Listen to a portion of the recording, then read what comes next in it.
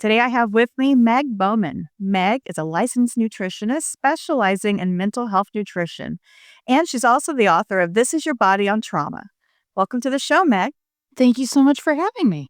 Thank you for being here.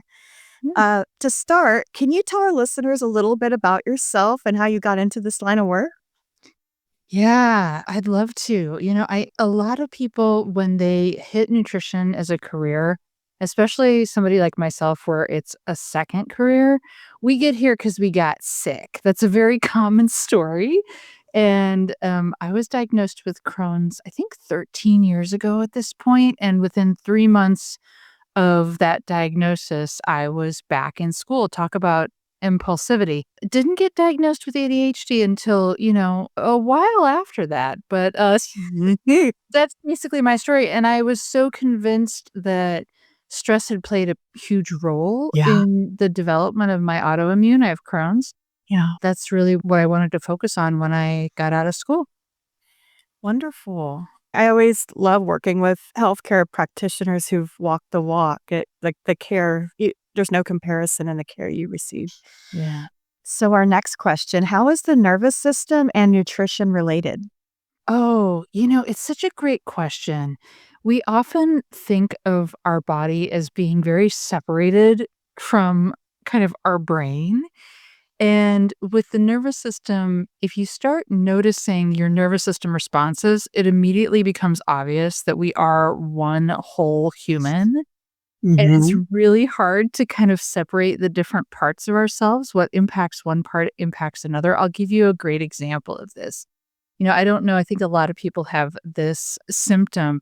If they're doing something that they feel is a little bit scary, like they have to do public speaking or they have to give a speech or they have to do insert whatever networking event, you might get a little tummy ache. You might have a little diarrhea or disaster pants, as we call it in my field.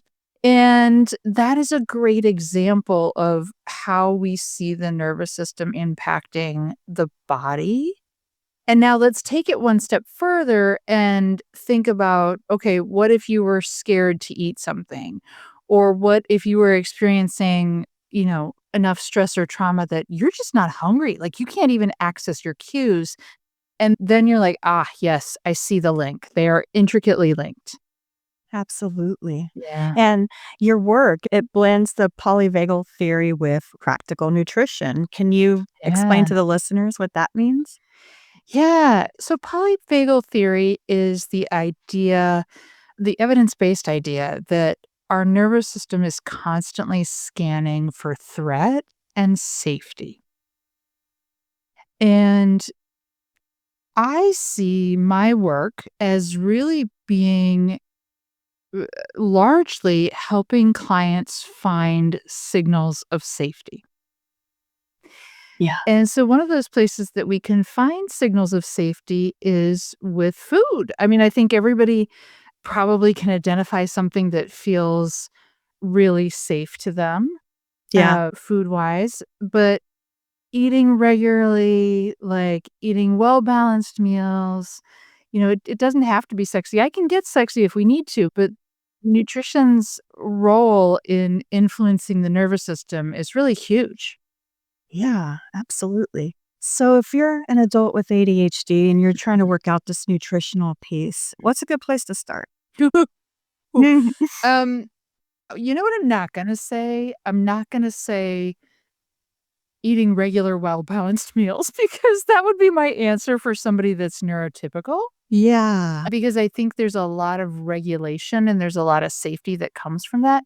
But as you and I both know, when ADHD is playing a role here, that idea of consistency can sometimes be really challenging. Yeah.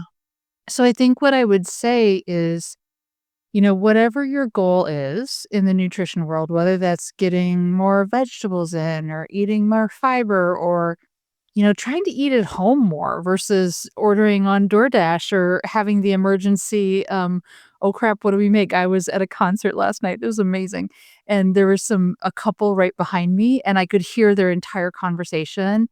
And he was saying, well, I just got groceries. And she said, yeah, but I don't know what to cook with the groceries. And I'm like, This feels very ADHD in a way, like we just don't know how to kind of manage the food.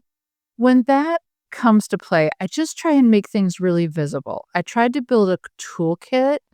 What can we make sure it's not wallpaper? Can we put food where we can see it, that we wanna eat?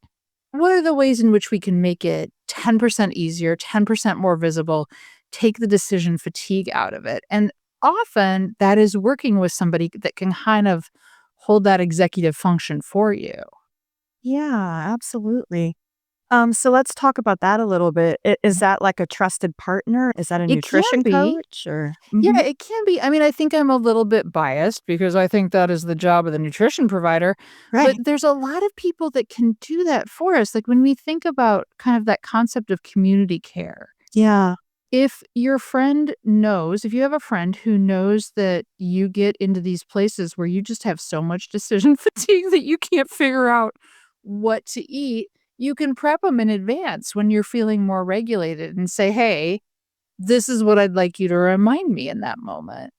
I think that concept of like when we're in a space of feeling more present and safe, planning for those moments when we aren't is like the biggest gift that we can possibly give ourselves. So whether that planning is with a friend, whether that planning is with a nutrition provider, whether that planning is just, making a shopping list and putting it in your grocery delivery app so it's one click, or, pre-ordering whatever in your online, your favorite things so that Yeah. you with one click can just get them.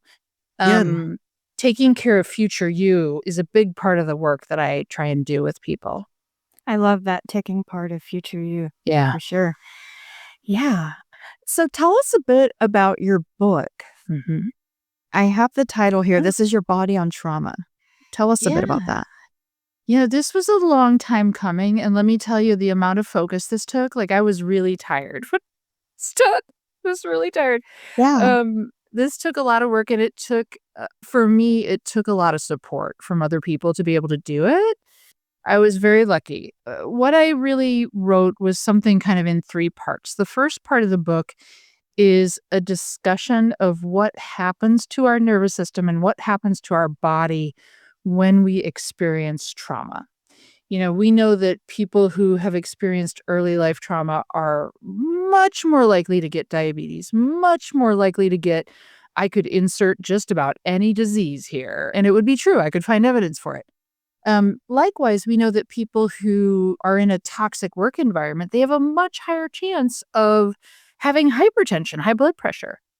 And so the first third of the book is really an acknowledgement of that, and I hope an invitation to readers or listeners listening to the audiobook to look at their own lives and look at what they are dealing with, any medical conditions that they're dealing with through that lens.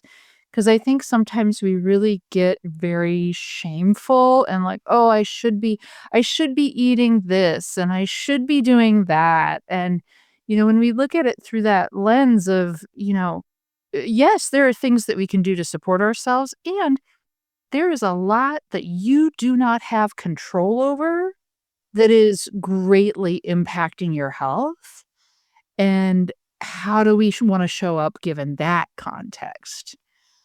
So that's part 1.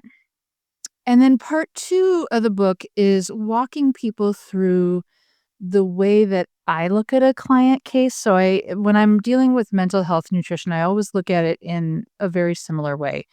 I look at the foods people are eating. I look at the inflammation, which that if you wanna explain what trauma is in the body, it is inflammation. That's what it is. I look at what might be happening in the gut and what influences are happening there, and then I look at the stress response and see if there's anything that we can do there, because there are, foods that can reduce the perception of stress. So I go through that, walk people through that in the second section, and then the third section is really about, okay, what do I do now?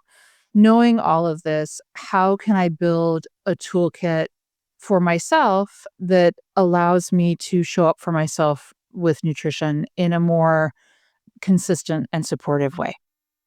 I love that. I'm not very used to hearing people make this connection, and it's really validating and reaffirming. So, thank you Yeah. for the work that you do. It's incredible.